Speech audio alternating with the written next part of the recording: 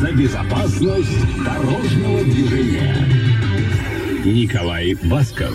Всем привет! Сейчас начался сезон отпусков, и многие собираются поехать в теплые края на своей машине. И, конечно, во время таких поездок крайне важно соблюдать, прежде всего, режим отдыха. Вот как знаю я, часто рекомендуют, когда проехал 4 часа, то надо 15 минут обязательно отдохнуть. Потому что часто на дорогах происходят серьезные аварии, и иногда это бывает из-за усталости. Взяли и уснули за рулем. Я уверен, что тише едешь, дальше будешь. Вы обязательно успеете купаться в море.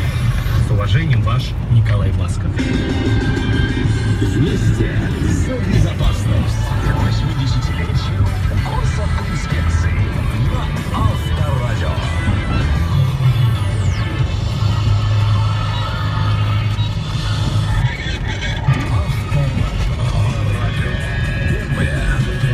Автомобильное радио.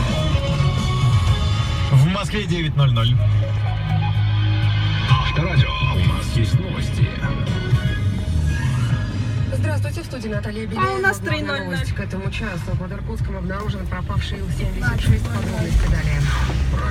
Самолет МЧС Ил-76, потерпевший крушение в Иркутской области, почти полностью сгорел. Кроме бортового отделения, сообщил начальник Сибирского регионального центра МЧС Сергей Диденко.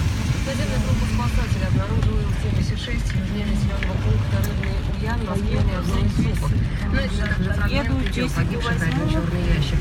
Оперативная группа МЧС и исследователи вылетели на место крушения. Работа на месте катастрофы затруднена из-за сильного задымления. Напомню, самолет Ил-76 МЧС России пропал в пятницу утром во время тушения крупных пожаров в Иркутской области. На борту находились 10 человек.